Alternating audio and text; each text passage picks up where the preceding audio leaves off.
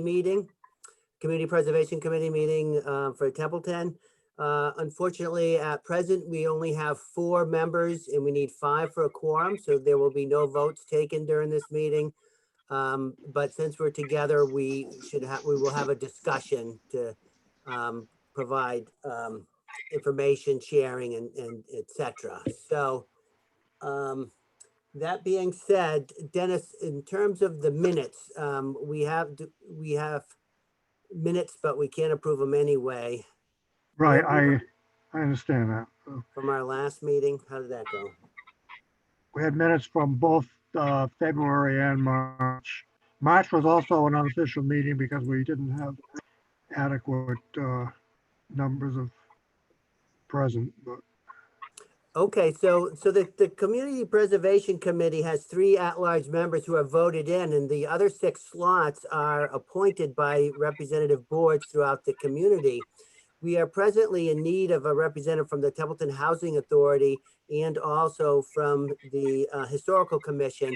So we'll be reaching out to them to see if they can appoint a member that will help build us back to our 9-member board. So we have 7 active members currently. Dennis Rich is our representative for the Planning Board. Joanne Burden is an at-large member who's finishing up filling a 1-year slot, and that 2-year slot is vacant. And I am also an at-large person who is ending my 3-year term. So both Joanne and Joanne with her 2-year position and me with my 3, are not on the ballot, but we're running and we're just gonna try to get write-ins. We've heard from the town clerk that to write in a candidate, you need to write that person's name only, John Henshaw, 3-year slot. This is informational for everybody, not a campaign speech. But and then Joanne, the 2-year slot, Joanne Burden, and check the oval that says write-in. And there's gonna be a lot of open slots out there. So that being said, we have we had our town meeting the other night. Our budget was passed going forward with our projections based on what we expect our revenues to be. And of course, who knows what it'll really be, but it's primarily based upon what is billed to our property taxes and then the match from the state. And so the state has actually seen a lot of income in the deeds fees that pays for that match in the past few months, surprisingly so. So real estate is still transaction. Apparently a lot of that was refinances because interest rates are low. So there's a lot of refinancing going on. The other article that passed was an article to look into the affordable housing trust and working with CHAPA, the community housing organization nonprofit that is a member of the Community Preservation Coalition Steering Committee, and who helps communities with their affordable housing. We have in Templeton affordable housing units that come up for sale, and the town needs to be able to act on those if they want to keep them affordable. And then they're also looking at a different deed restriction. So those are a couple of things that we have going forward. The other issue that we're going to talk about tonight is discussion about the Veterans Park. As our committee knows, monies were committed to take down the old, what was the superintendent's office, or was a town office right there on the Otter River in Baldwinville. That building was removed and it was voted by the select board to put a Veterans Park there. With the monies that were remaining from that grant. Now there has been discussion about changing that location to Otter River. So Adam, could you share with us kind of some of the thinking or what you would like us to consider, please? Yeah, the Board of Selectmen recently were discussing at one of their workshops the move, if you will, from the Veterans Park 4 Elm Street to the Otter River site. This obviously, the first step would be to obviously make the CPC whole because money was expended. And we would want to do our best to come up with a comprehensive and comprehensive and thoughtful master plan, if you will, and getting to that point on moving it. We would need the CPC to agree, if you will, on whether or not you would be interested in that move. And with that, I mean, right now, we still have roughly, last time I checked before the workshop, was around $37,000 for Elm Street in that account. So obviously we do have some certain things that we have to work out, but the first step would be whether the CPC would support that move, and whether or not how we make you whole moving forward. Yeah, and so we discussed this at a previous meeting when Bob, the superintendent from Highway, came and spoke with us as well. And we've talked to the veterans agent too. And the consensus from back then, and I'll let others speak, was that we were supportive of this. The process would be that a proposal would come together, go to the CPC for, you know, coordination in voting an article, which would then be placed on the warrant by the select board if the CPC approves it. In terms of the closeout of the Elm Street project, basically the balance that would be in that fund would just get reverted back to its source, which would be either the general unobligated reserve or the open space, which is because that was the creation of open space. And so we couldn't just transfer the money to a different location. It would have to be voted in whole. So I don't think that that would be a problem. And so the time frame would be to develop the scope and to determine, I mean, these are a chicken and egg things sometimes, because you really want to spend some money to develop a plan, but until you have those funds, how are you going to do that? And so in some cases, we've advocated for a project that would include both the development plans and subsequent costs in one rolled out project. That's kind of trying to thread the needle, because we don't know what the costs are going to be projected until you do the upfront work. Alternatively, we could fund a study to come up with a comprehensive plan, and that would give us the dollars that we would then need to vote in a separate project for the whole shebang. Does anybody else have any thoughts or considerations for this that they'd like to share? Just a clarification from my own understanding, we have to reimburse the money that was already spent on the project back to CPC, and then the CPC would once again allocate funds for this project. Yeah, I don't know that there was an extensive amount of money spent, because I didn't see the invoices for it. I know that a lot of things were lined up, but in terms of Right. any expenditure. So essentially, you know, those, you know, the things that were purchased would likely just be moved to Otter River. So it's really a bookkeeping exercise as much as anything. Adam, do you have a sense for what, because the only one thing that I believe may have been committed, but I didn't see the invoice paid, was for the actual monument itself. Do you know, Adam?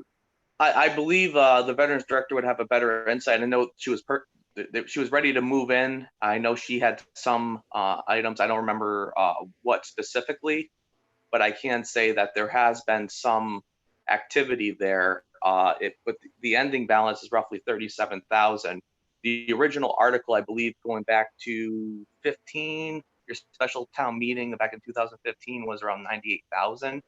But like you mentioned, Mr. Henshaw, was the removal of that building, if you will, that I think was a substantial amount. Yes, that took I believe at the end of all that, maybe there was $45,000 left. There was asbestos that had to be abated, and there was destruction, and, you know, and then bringing in some of the topsoils, et cetera. So in terms of the property, and we know right there on the river is also a challenge, and there's been a lot of work with the Conservation Commission to make sure that everything remained intact in the you know, the buffer zone. And so that's one other reason why moving it to Otter River would perhaps, you know, be a good approach. The other thing that we had spoken about in the past for that location was putting a kiosk up that we would have an informational content related to the industries that were along the river prior to the hurricane flooding in 1938. So those funds that are still there could be used for that or other, park-like expenses, but not specifically the Veterans Park, which was designed, and it was a beautiful design put forth by the Veterans agent, and then how that fits within the Otter River scope. And then if you're going to move to Otter River, then you also may want to do some work on the ball field and the drainage and things like that. And that's where Adam is speaking of a comprehensive plan for the whole site. Exactly. Okay.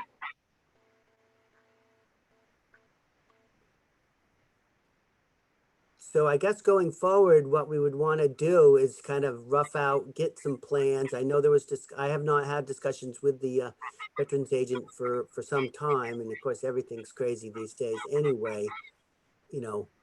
Would the same design fit? Would it drop in? Do they need GIS work? Do they, because, siting stuff, you need an architect, whatever, I don't know. What kind of expenses are there? If there's minimal expenses, it is conceivable that, in development of a project, administrative funds from the CPC could be used to support it, but that's really in the $1,000 range, not if there's a $10,000 cost to do some design work, it can't be done through the administrative budget because that's the whole budget. Yeah. Yeah, I was talking with the veterans director, and she's been doing a lot of work. She already has some plans already put together, but obviously this is something that we really want to do it, and we want to make sure that we have very well thought out, and whatever support that we can get would certainly be appreciated. And also, the property itself, what we're going to do with 4 Elm Street, that's another discussion that we would have to have, whether we do the disposition of the property or whatever it may be. I mean, I'm just saying, then we could recoup the funds from there to the CPC. We could work something. There's really where, remember the original intent of that project was to create open space by removing a dysfunctional building. The monies that were remaining, then it was determined that make a veterans park. The thing is that is tied, that must stay open space. So there's no other disposition of that land other than to keep it as open space under the care and custody of the Conservation Commission in chapter 197 or 97. okay. Well, that's why having this discussion, I think, healthy, because that way we could make sure we work with you and the CPC on how we're going to move forward on this. And obviously, I'm looking from talking from the town perspective, but the CPC with open space, 100% get it. And when we come up with something and have this comprehensive plan and study done, I think it'll put us definitely in a better path moving forward. Yeah, and so there were a lot of good reasons to have that Veterans Park there, most significantly that the Legion is right near there and there's support for that and the parades and things like that. So keeping it as an open space, I mean, it came to the town from the federal government as part of, a surplus as a result Army Corps of Engineers, who were the previous owner, and they had the right to take it back until like 10 years ago or something like that. So it was clear title that the town owned it. But now that the town has expended these CPA funds to create the open space, if they chose to take it out of open space, they would have to pay the entire bill back of what was done. But if they keep it as open space, then there may be a small number of things related to creation of a park that needs to go somewhere else. I don't think that's a big amount of money. Okay. We had originally talked about using it as a site for the trailhead, for the trails behind there, and posting some of the historical significance of that area, the industries that were along the river at that time, and things of that nature. I know that was part of the original open space part of it. Right, because there's really nothing you could do with that land anyway in the private sector, being that it's on the river without huge conditions, placed on a project for a dinky piece of land. So, Yeah, that's why conservation's involved, and then the notice of intent. I mean, you have a lot of other extenuating circumstances there. Absolutely. Yeah, so now is the good time to be talking about what kind of a project we would want to develop and put together for this fall town meeting, so that the funds are in place so that they can be used as soon as, as possible. Because, and I know also recreation is looking to develop further some recreation area up at Gilman Way to do some more work up there. So we had, prior to COVID, we were talking to Mr. Dill about that, and we had some good discussions about a potential project up there to support what they're trying to do, since there was change in the CPA statute that enables us to spend money on existing recreational areas.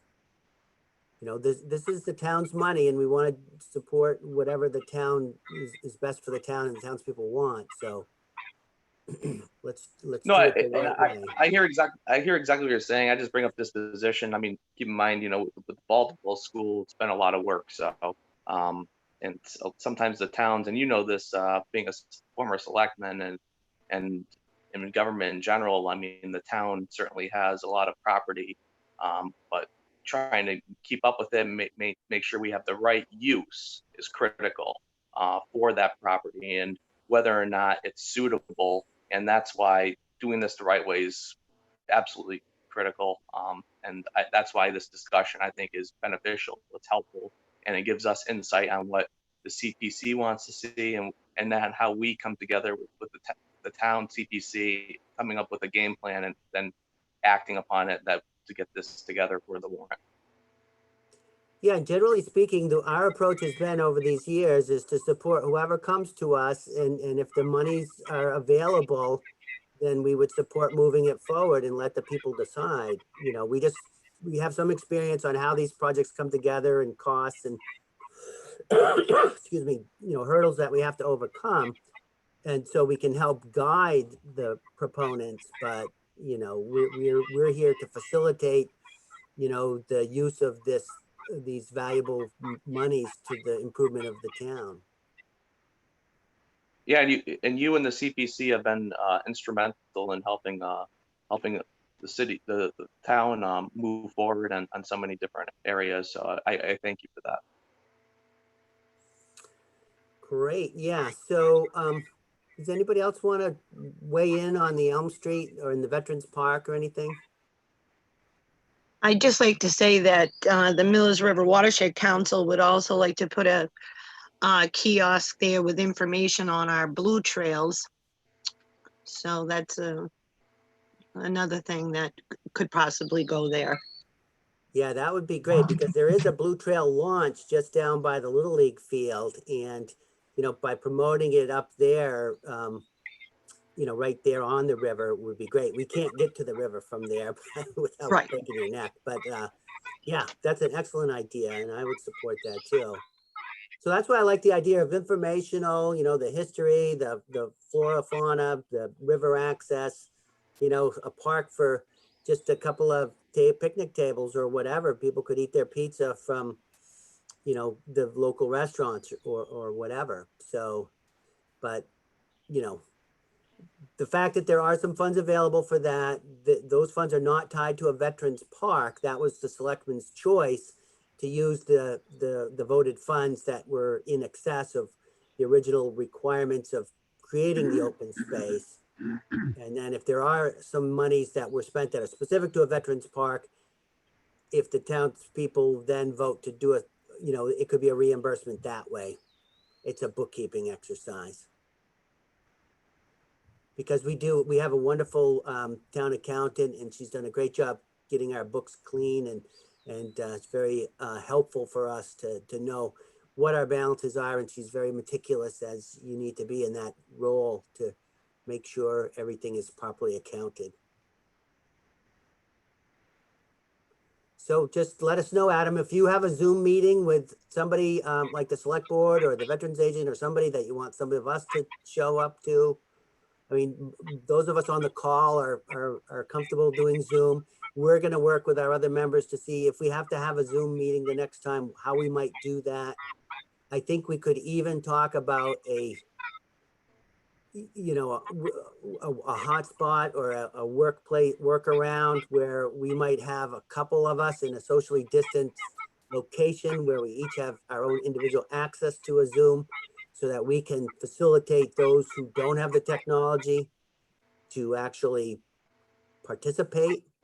I mean, that's almost something that it would be nice if, there was a location that was cleared for that. I mean, maybe that would be something that Scout Hall could be used as going forward, or some other place where people could use the internet to participate in a remote meeting if these are going to continue on.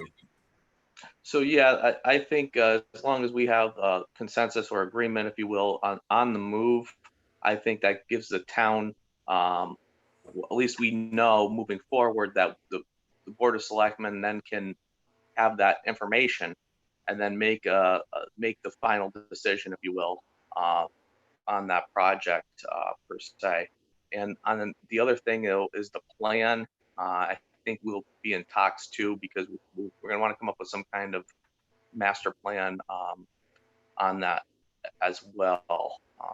That's I think if those two components are covered for now, at least in the short term, I think that puts us on a good path.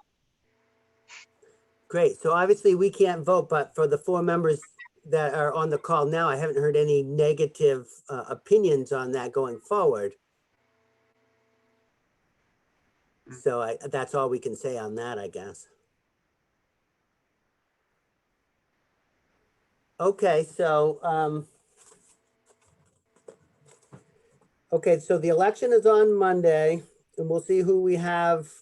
If there is a failure to elect because of the write-in thing, which we're hoping won't be the case, then the select board will have to, reappoint some slots or whatever.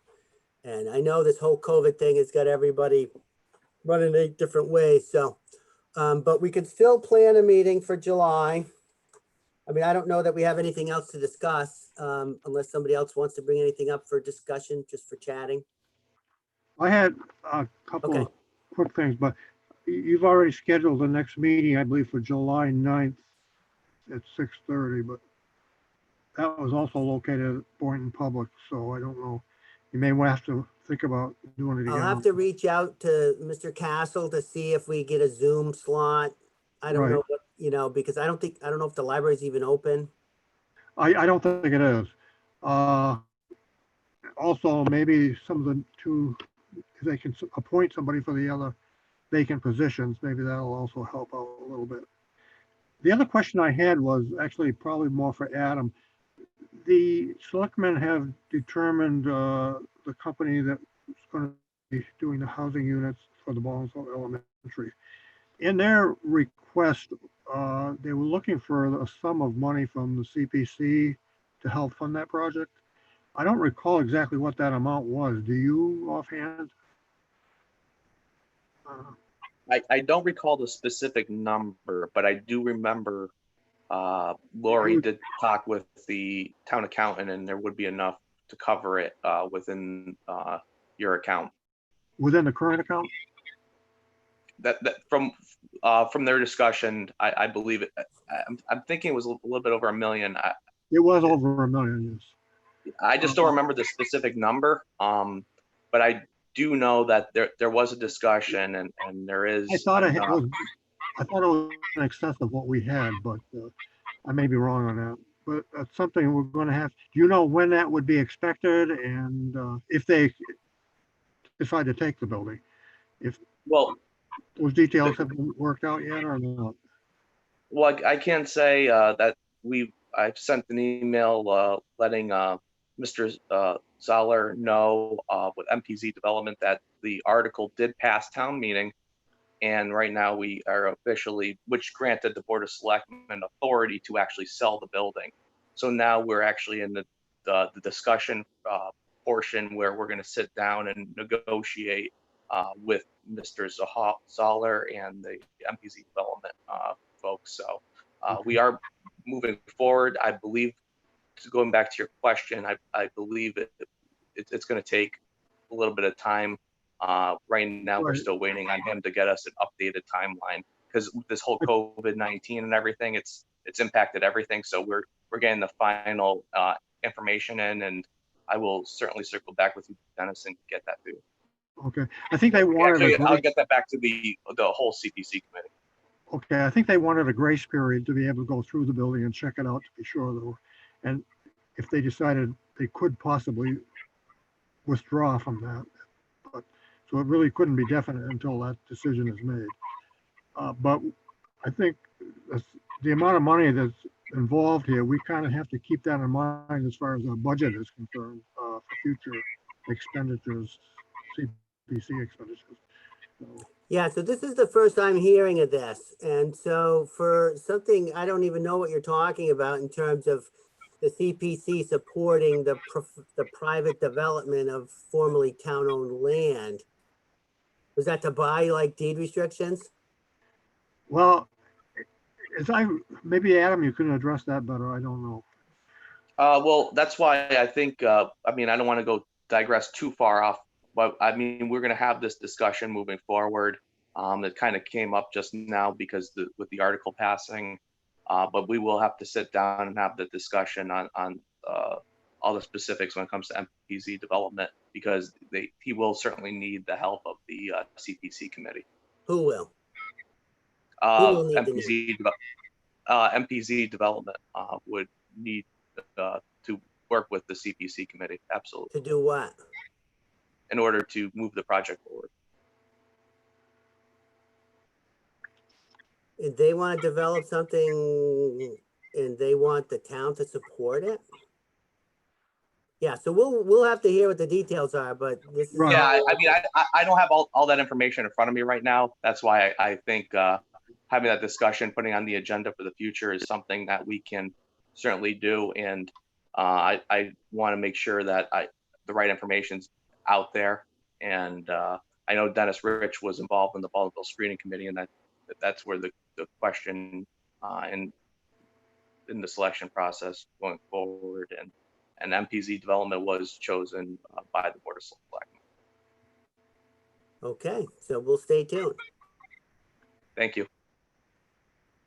All right, yeah, so we'll have to double check on that July 9th meeting. I'm presently thinking that that's not gonna happen just because of the, we have to check with Steve because people book up the Zoom TCTV time. And and in order to comply with what the legislature allows for open meetings, you have to, have your TV slot. And if somebody else has got it at the same time, it's my understanding you can't have two meetings at the same time. And Thursday night's a popular night. I know there were other committees that were meeting there, and that's one of the reasons why we met at the library. So I'll reach out to Steve. And does everybody have a consensus? I mean, I know that night was one that we'd already booked, and here we are taking a Friday night. If we can't get that second Thursday, is there a better day of the week for people? Well, It's, hard to say, especially now, but like the third Thursday is always North County Land Trust. That was yesterday's meeting. Yeah. Well, we'll see what we can do. We'll just figure it out in real time. Friday night works okay for me, but I'm sure other people may not be as convenient. Hey, it's open. Yeah, Friday night's fine for me. Okay. We just need to find that fifth person. I mean, I can do Friday night. All right, so we'll work on that too. So if there's anything else we need to discuss, we should bring it up right now. I'll try to send out these. I took some notes for this meeting, just even though it's unofficial. I'll try to send them out just for people so we can, if we did a quorum, we can maybe go over them. Yeah. So the two items that we had requests for administrative funds were, one is on Stonebridge Pond, the closing up of their planning, their legal costs. They were requesting $1,000 in Right. administrative budget. And then the other one is related to the deed rider, having the legal team rewrite the deed restriction rider or whatever it's called for the Day Mill Estates, the affordable housing there. And that was an estimated cost of $1,000 as well. So unfortunately, we can't vote on those tonight. Now, the fact that Right. we did vote at the town meeting, the $17,500 for the development of affordable housing, we'll have to look at the language to see if that cost could be borne by that project. or if it has to come out of our administrative budget, or if the selectmen have to come up with some other vehicle.